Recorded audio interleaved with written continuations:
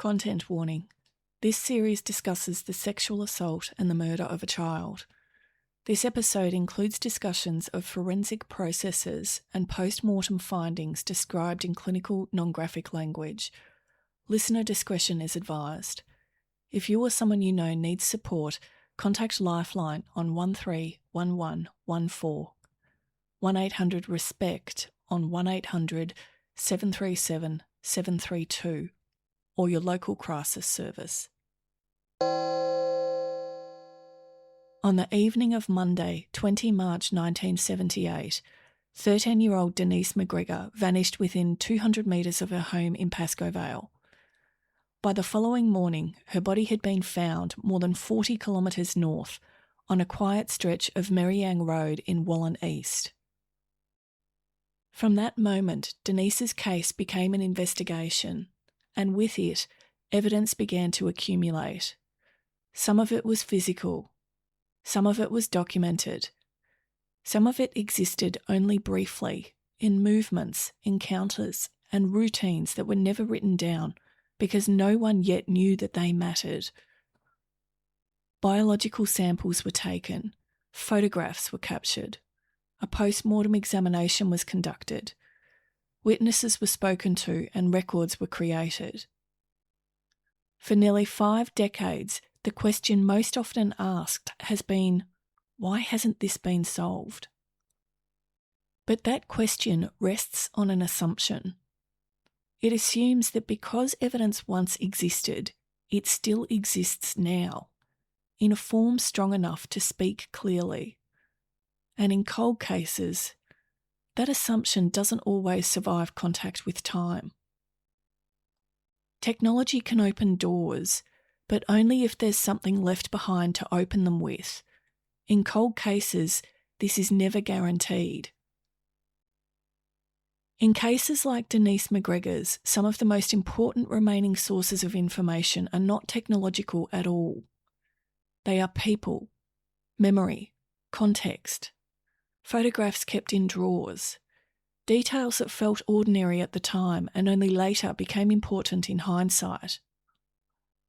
So before we ask what conclusively happened to Denise McGregor, we need to ask something more fundamental and more careful.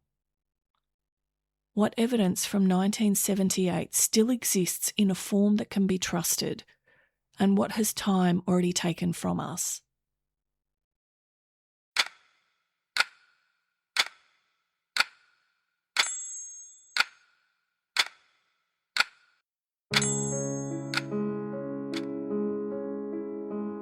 Part 3. Denise McGregor. What Still Remains? The 1978 Evidence Audit. Before we go any further, it's important to acknowledge something directly. What follows examines evidence in clinical terms, that distance is deliberate and necessary, but it doesn't make this easy. Denise McGregor was 13 years old, a child with a name, a life, and people who knew her. What we are examining here are the remnants of an investigation into her death. The language used here is restrained because restraint protects accuracy, but the weight of what is being discussed remains. Understanding limits is not a way of disengaging from that reality. It's how we protect the truth and the people connected to it. Prior to examining what evidence survives from 1978, it's important to be clear about the role of modern analytical tools, including artificial intelligence, in cases like these. These tools are often discussed as though they can solve cold cases. That expectation misunderstands what they are. AI does not generate new evidence. It can only work with what already exists: documents, photographs, records, and data created at the time. Used properly, modern tools can assist with tasks that are mechanical but time-consuming: transcription, indexing, cross-referencing large volumes of material, and identifying patterns across records that would otherwise take months to review. Where suitable source material survives, they can also assist with environmental reconstruction. But what they cannot do is replace investigation. They cannot recover missing context, verify memory, or supply intent, motive, or responsibility, and they cannot turn incomplete records into certainty. So here, AI is discussed as capability, not as a shortcut to conclusions, and not as a claim that technology can supply what time has removed. The question is simply this: what can modern analysis responsibly contribute without introducing inference, distortion, or contamination? Public information is powerful but fragile. When it becomes shaped by speculation or premature theories, it doesn't clarify the truth. It reshapes it. Once that happens, genuine information can be suppressed, not because it is wrong, but because it no longer feels safe to report. This is not about slowing the work down. It is about preparing the ground properly. Because if someone realises they hold a piece of information, a detail, a memory, a photograph, they need to be able to recognise it for what it is and come forward without noise layered over the top of it. Understanding limits is one way the truth is protected. With those limits in mind, the next step is to treat each category of evidence on its own terms. One of the hardest parts of examining unsolved cases, particularly ones as confronting as Denise McGregor's, is remaining methodical and disciplined in how evidence is approached. Before moving into specific material, one principle needs to be clear. Evidence isn't a single category. It doesn't behave the same way over time. It doesn't carry the same risk at every stage of an investigation. Different forms of evidence age differently, and they carry different risks when they're re-examined decades later. In Denise's case, we know certain things from the public record. Biological material was collected, photographs were taken, a post-mortem examination was conducted, witnesses were spoken to, and the recovery environment was documented. But knowing that something once existed is not the same as knowing whether it can still be relied upon. A biological sample can survive and still be untestable. A photograph can remain and still tell us very little. A statement can be written down and still drift away from what was actually seen. So the next step is not about what we wish technology could do. It's about asking what the surviving evidence can safely support, without distortion, speculation, or harm. To do that, each major category of evidence needs to be examined on its own terms. For each category, the same 3 questions apply. First, does this evidence still exist, at least in some form? Second, if it exists, can it still be examined or tested in a meaningful way? And third, the most important question: even if a result can be obtained, can that result still be interpreted safely? Because a result can be accurate and still be misleading. A test can technically be possible and still tell us nothing useful. And an answer can feel convincing and still be wrong. This process is often referred to as a survivability test. In Denise McGregor's case, a wide range of material was collected in 1978, but not all of that material carries the same weight today. Some categories of evidence age well, some age poorly, and some change in ways that aren't obvious unless you stop and examine them carefully. So rather than treating the evidence as a single thing, it needs to be broken down, not to reinterpret it and not to sensationalise it, but to understand what each category can and cannot still support. That discipline is essential because before any explanation can be tested, before any scenario can be weighed, the boundaries of reliability need to be established. We begin with the category most often assumed to hold all the answers: biological evidence. Biological evidence sits at the centre of many unsolved cases. That is partly because modern DNA analysis has changed what is technically possible, and partly because it creates a powerful expectation that somewhere in the record of a crime there may be a definitive answer waiting to be unlocked. In Denise McGregor's case, the public record establishes that biological material was collected as part of the post-mortem process in 1978, and that forensic examination was undertaken at the time.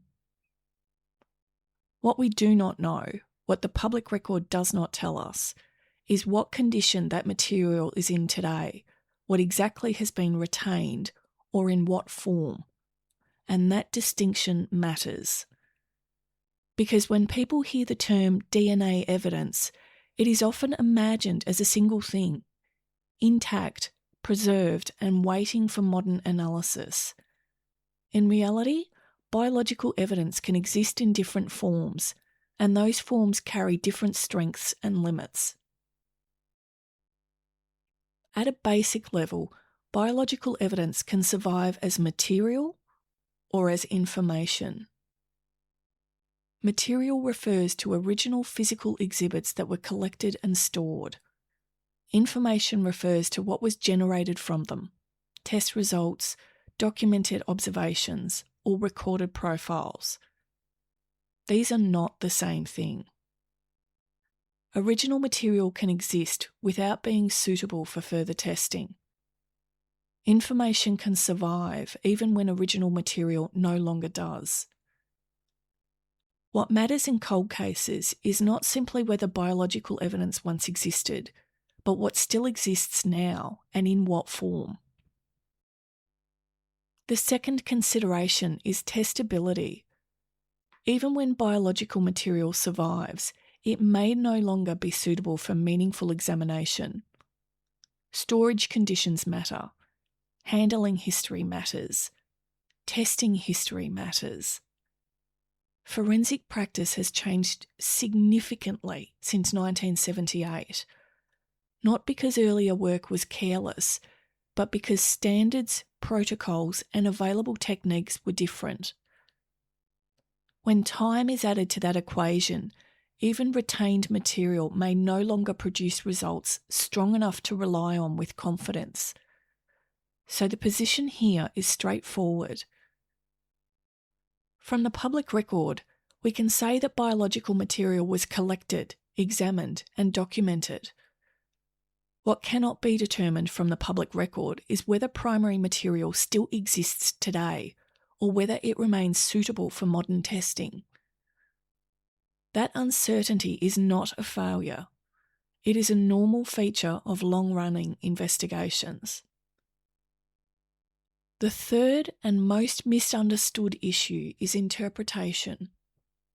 Even when testing is possible, results are not always definitive. Sometimes testing produces information that can exclude an individual without identifying anyone else. Sometimes it produces partial or limited results that resist clean interpretation. Sometimes results that appear conclusive in summary are, in practice, far more constrained. This distinction matters. Exclusionary power and inclusionary certainty are not the same thing. A result can narrow possibilities without resolving a case. Applied to Denise's case, that discipline leads to a cautious but clear position. Biological evidence forms an important part of the investigative record. It has at various points been sufficient to exclude at least one individual from further consideration. But exclusion is not identification. It does not reconstruct events, and it does not on its own provide an explanation. What it does provide is a boundary. It removes certain possibilities from consideration and reinforces the need to evaluate all remaining explanations within strict constraints, rather than placing the full weight of the case on a single category of evidence. Here, biological evidence is treated exactly as the survivability test requires. What is established on the public record is acknowledged. What cannot be known is not claimed. An analysis proceeds without assuming that biological material must provide a single decisive key. From here, the focus shifts to evidence that behaves very differently. Evidence that does not degrade in the same way. Evidence that is fixed, time-locked, and stable. Crime scene documentation. Crime scene documentation behaves very differently. Once created, photographs, diagrams, and formal notes are fixed records. The scene itself is gone, but what was recorded remains time-locked. In Denise McGregor's case, the public record confirms that the recovery site on Merriang Road was photographed, documented, and examined by police and forensic staff at the time her body was discovered. That stability matters, but stability is not the same as completeness. Crime scene documentation is very good at fixing position. It can show where a body was located, the position of clothing and objects, spatial relationships, and features of the surrounding environment at a specific moment in time. In Denise's case, it preserves the recovery site as it was recorded when police arrived. It allows distances, orientation, ground conditions, and immediate surroundings to be examined in a way memory cannot support. Those are real strengths, but the limits are firm. A photograph captures a moment, not a sequence. It shows where something was found, not how it arrived there. It cannot establish when Denise arrived at that location, how long she had been there, whether movement occurred before or after death, what happened outside the frame, or what occurred before documentation began. This distinction is critical. Over time, there is a tendency to treat photographs as replay. They are not. They are evidence of position, not process. The same caution applies to discovery itself. Where something is found is not always evidence of why it is there. Search activity is shaped by logistics, access, visibility, assumptions, and chance. Discovery often reflects where people looked, not where something was intended to be found. This creates discovery bias. As technology improves, images can be scanned, enlarged, and re-examined. That can be useful, but enhancement does not create new information. It only sharpens what was already recorded. When context is lost, there is a danger of reading meaning into shadows, distortions, camera angles, or artifacts of film and lighting, especially when images are viewed decades later, outside the conditions in which they were taken. Crime scene documentation was never intended to explain why something happened. It was intended to record what was observed. In Denise's case, it confirms that the recovery site was examined, the position of the body was recorded, and the surrounding environment was noted. It anchors the case in physical reality. What it cannot do on its own is reconstruct the full sequence of events that led to Denise being there. That is not a flaw, it is a boundary. Applied to the survivability test, the position is clear. This material still exists, and it can still be examined, but it can only be interpreted safely within strict limits. Where, what, and in what relationship. Not how, not why, and not in what order events unfolded. Here, crime scene documentation remains one of the most stable categories of evidence available on the public record. It establishes the recovery location and immediate environment. What it cannot establish is whether that location was the site of the fatal events or a place where Denise was later found.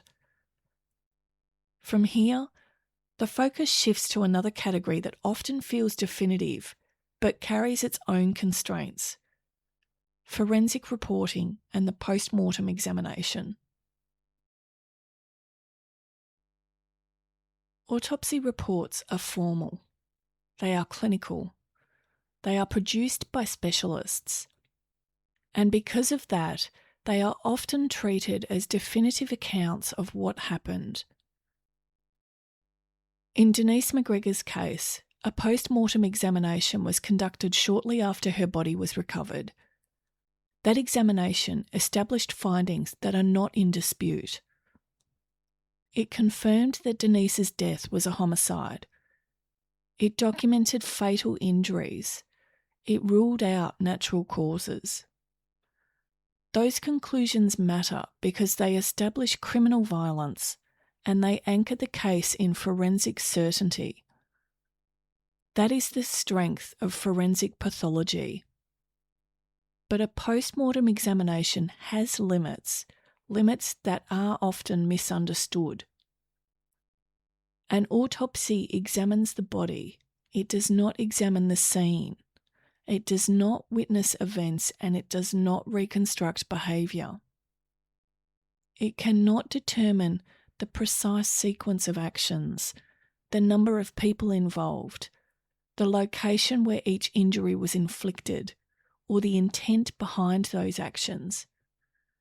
Those questions sit outside the purpose of forensic pathology.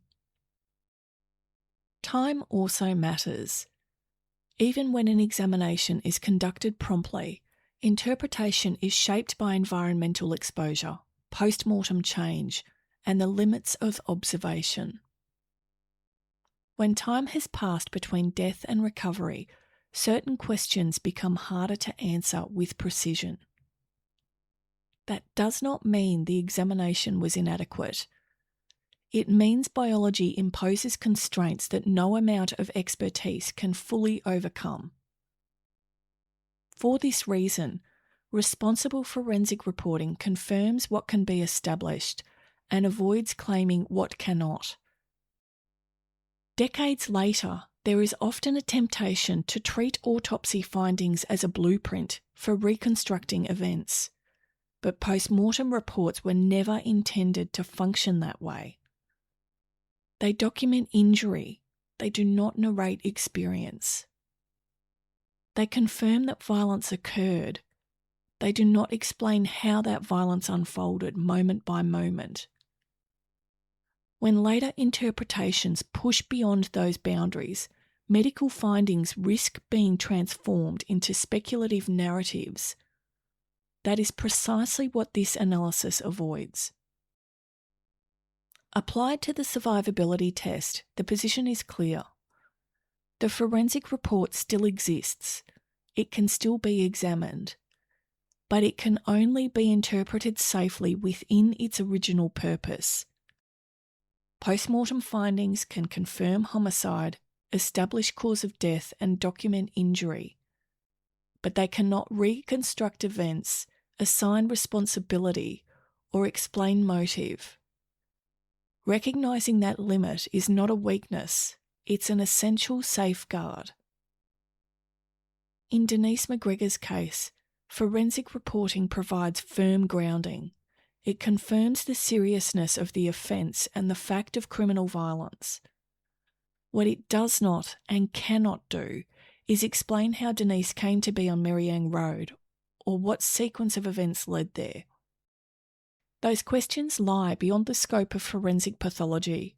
Pretending otherwise creates false certainty, not clarity. From here, the analysis moves away from the body and the scene, and towards something that behaves differently again. Not something preserved in a report, not something fixed in a photograph, but something that still places real constraints on what was possible. Geography, distance, and environment. Geography does not degrade in the same way as biological material. It does not drift like memory, and it does not change meaning over time. Roads may be altered and land use may shift, but distance, orientation, and physical constraints remain measurable. From the public record, several fixed points are clear. Denise lived in Pascoe Vale. She vanished within approximately 200 metres of her home. Her body was later found more than 40 kilometres north on Merriang Road in Wallan East. Those locations are not theoretical. They can be mapped, measured, and travelled. Unlike other categories of evidence, geography allows feasibility to be examined without speculating about intent, motive, or behaviour. Distance is often treated as dramatic detail. Here, it functions as a constraint. 40 kilometres represents travel time, exposure to risk, interaction with infrastructure, and the need for opportunity. Those factors apply regardless of who was involved. They do not identify a person, but they define what any explanation must be able to accommodate. Modern hindsight needs to be controlled. Movement in 1978 did not look like movement today. Vehicle ownership, road quality, lighting, traffic density, and travel expectations were different. Distances that feel routine now may have carried greater exposure then. Routes that seem obvious today may not have been well lit, well maintained, or frequently travelled in the same way. Transportation is not just about kilometres. It involves time, access, and risk. Those are physical realities, not narratives. The environment where Denise was found also places constraints. Roadside conditions, surrounding land use, lighting, noise, and traffic patterns. While some details change over time, many can be reconstructed using historical maps, aerial imagery, land records, and contemporaneous reporting. That reconstruction does not recreate events, but it establishes context. Whether an area was visible or isolated, whether stopping would attract attention, whether movement would likely have been noticed. These are environmental constraints, not conclusions. Geography also has limits. It cannot tell us why a particular route was chosen, whether a location was familiar to anyone involved, or whether the site itself carried meaning. Those are interpretive questions. Left uncontrolled, they are where cold case analysis most often drifts into speculation.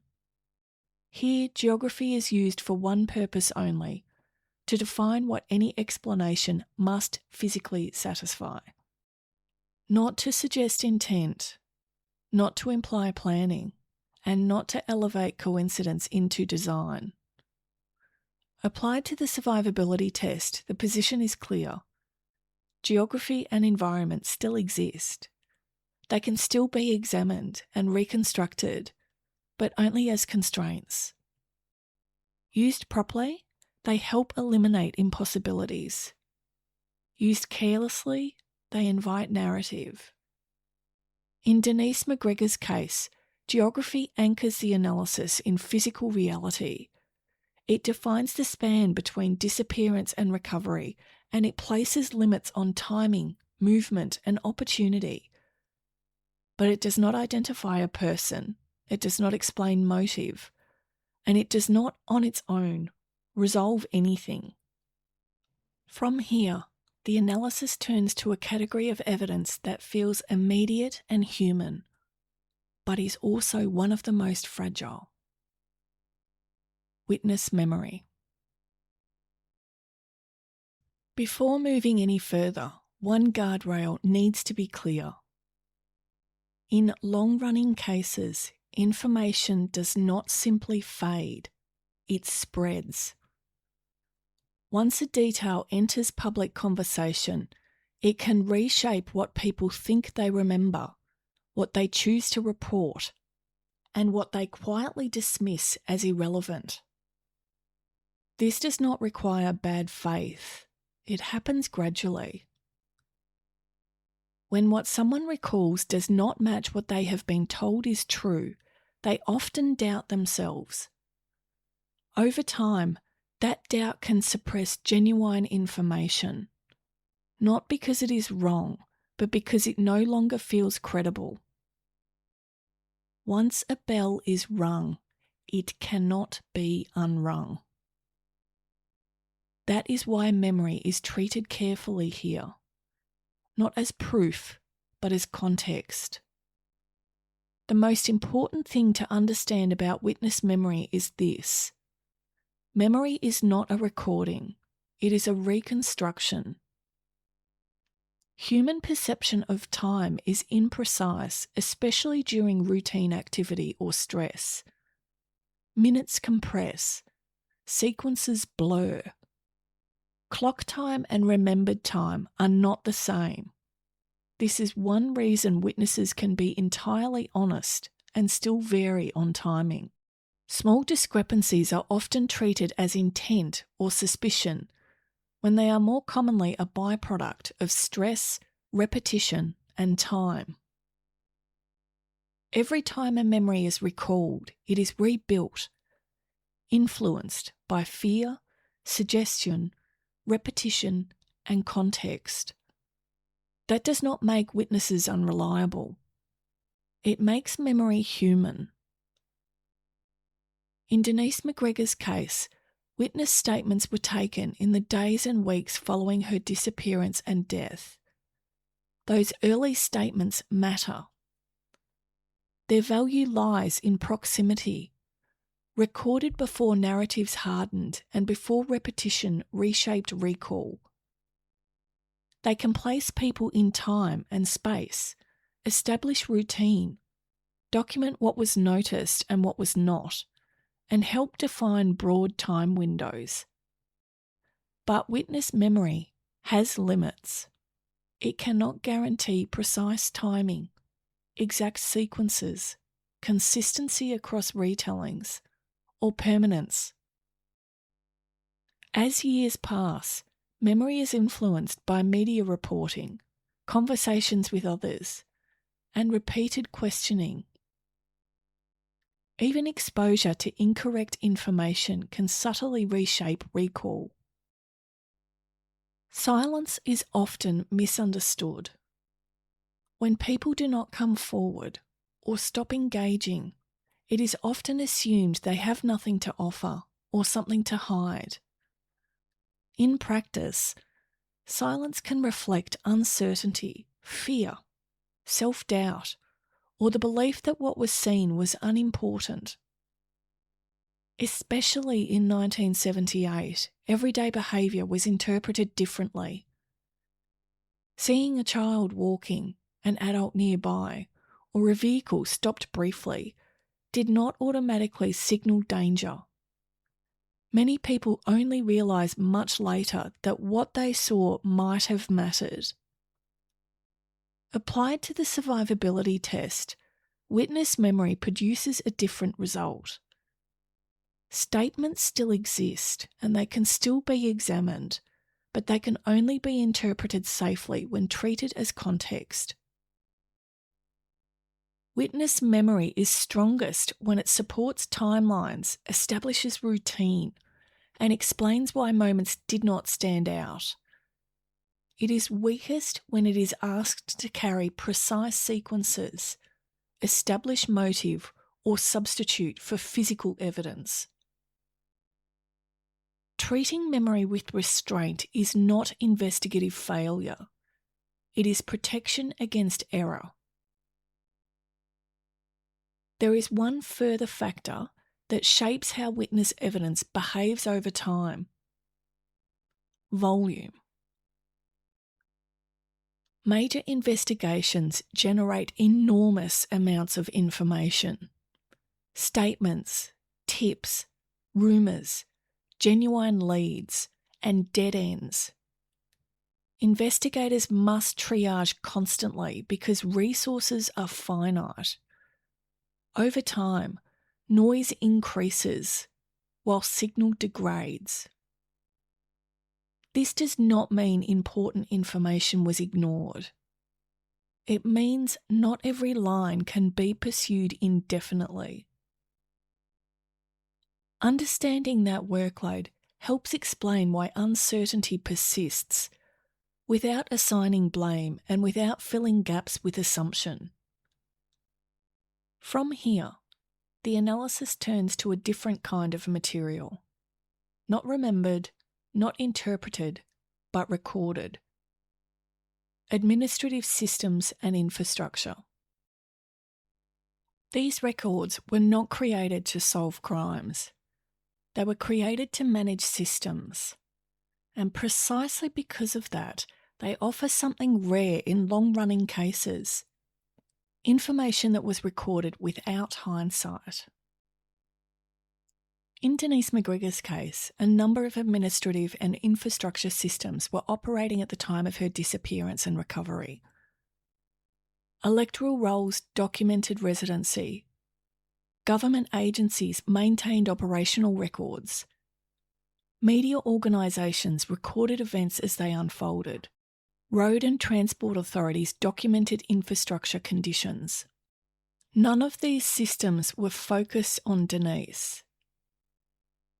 That matters because it means that they were not shaped by investigative theory, public pressure, or retrospective interpretation. They recorded what they were designed to record, no more and no less. These records are strongest when they are used as constraints. They can help establish who was registered at a given address, how areas were connected, what infrastructure existed, what routes were available, what environments were accessible or visible. They help define the world as it existed in 1978 without relying on memory. What they cannot do is explain behaviour. Administrative records do not tell us who was present at a specific moment, why someone travelled a particular route, what decisions were made, or how events unfolded. They provide structure, not narrative. One example often discussed in this case is road documentation. At the time Denise's body was discovered, road authorities were routinely recording road conditions using film and still imagery as part of broader infrastructure programs. If such records survive, they have the potential to provide contemporaneous context, the condition of the road, surrounding land use, visibility, and access, as it actually was, not as later remembered. But these records were never intended to capture crimes. They were not designed to document people, vehicles, or activity. They may not exist at all, or may exist only in fragments. This is where restraint matters. Infrastructure records can sometimes offer unexpected clarity. They can also create expectations they were never meant to meet.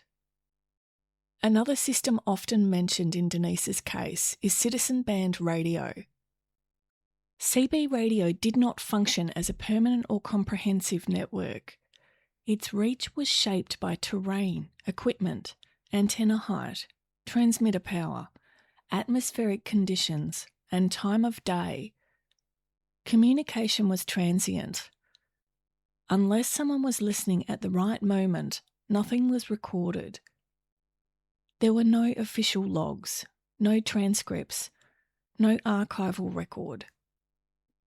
For that reason, CB radio can only be treated as a mechanism, not as evidence that communication occurred. Used carefully, it helps constrain geography and feasibility.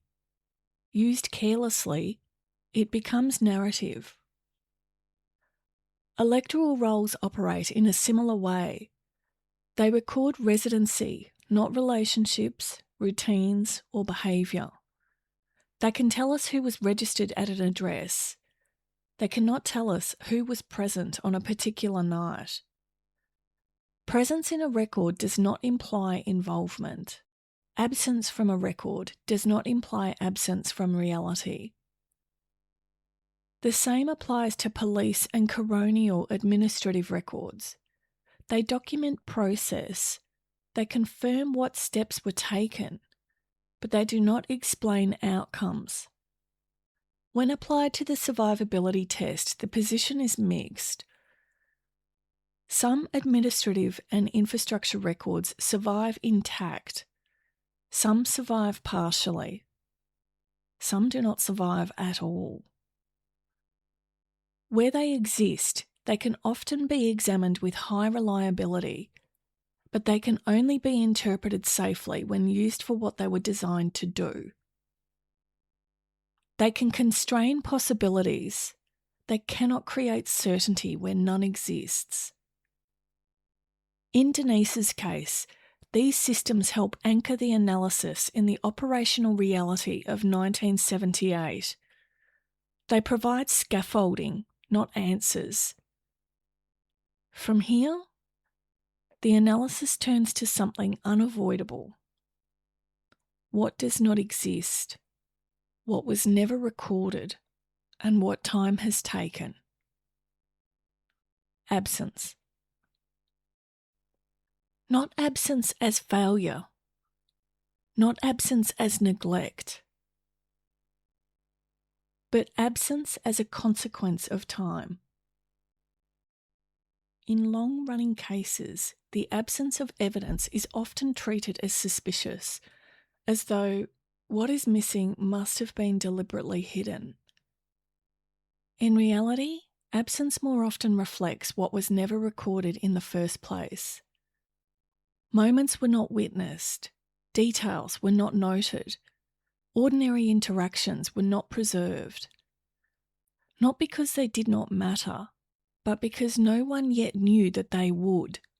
In 1978, many of the questions asked today were not questions investigators, witnesses, or systems were trained to anticipate. As a result, some answers were never captured. Time removes things quietly. It erodes fleeting observations, casual encounters, and routine movements. The first things lost are often the things that once felt too ordinary to record. In Denise's case, much of what may have mattered most likely occurred within ordinary spaces, between home and street, between intention and movement, between notice and disappearance. Those moments rarely leave evidence behind. One reason absence is so pronounced in cases like this is normalisation. In 1978, everyday behaviour was interpreted differently. Children ran errands. People walked short distances alone. Adults stopped briefly in vehicles. Seeing a child on the street or an adult nearby did not automatically signal danger because it often was not dangerous. That normalisation explains absence. Absence of intervention. Absence of immediate reporting. Absence of witnesses recognising significance in the moment. Many people only realise much later that what they saw might have mattered, by which time detail has already been eroded. This shift matters. Ordinary behaviour becomes suspicious only in hindsight. If that shift is not accounted for, reality is replaced with retrospective interpretation. When absence becomes uncomfortable, there is a temptation to fill it, to infer, to assume, to build narratives where evidence runs thin. But filling gaps does not strengthen analysis, it weakens it. Once assumptions take hold, they begin to shape how everything else is interpreted. In long-running cases, that is how error enters. not through lack of effort, but through misplaced certainty. This is what restraint protects against. There are questions in Denise's case that may never be answered definitively, not because they are unimportant, but because the information required to answer them no longer exists. Precise sequences, exact timings, every movement made by every person. These are not investigative failures. They are limits imposed by time. Recognising those limits is not surrender, it is discipline. Understanding absence protects the truth. It prevents speculation from hardening into belief. It prevents memory from being mistaken for proof. And it prevents technology from being treated as a solution rather than a tool. Most importantly, it protects people. Because when certainty is overstated, harm follows, to witnesses, to families, and to the integrity of the case itself.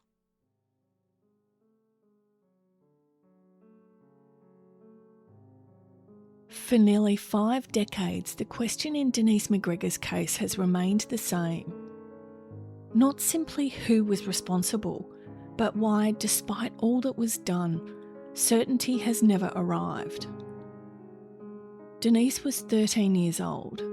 She disappeared during an ordinary routine on a street that felt safe, on a night that did not look like a crime in progress. What happened next remains unknown. But what can and cannot be relied upon is now clearer. From here, the work changes. What follows is not about naming individuals or drawing conclusions. It's about testing what explanations can exist within the limits that remain. Those limits also define how new information can still surface. If you were living in Pascoe Vale or the surrounding areas in 1978, if you hold photographs, records, or details that felt ordinary at the time, or if something you once noticed has never sat comfortably with the explanations that followed, those details matter. Not as theory, not as assumption, but as context. Join us in the next part of the series, where what comes next examines what explanations can and cannot fit within what survives. And it begins with understanding the boundaries any account must satisfy. If you have information that could assist police, please contact Victoria Police Crime Stoppers on 1800 333 000 or submit a confidential report online at www.police.vic.gov.au/crime-stoppers.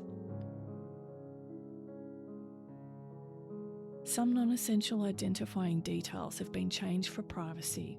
All core events and timings are drawn from publicly available records, inquest materials, and contemporaneous reporting. Unsolved, unforgotten, unfinished.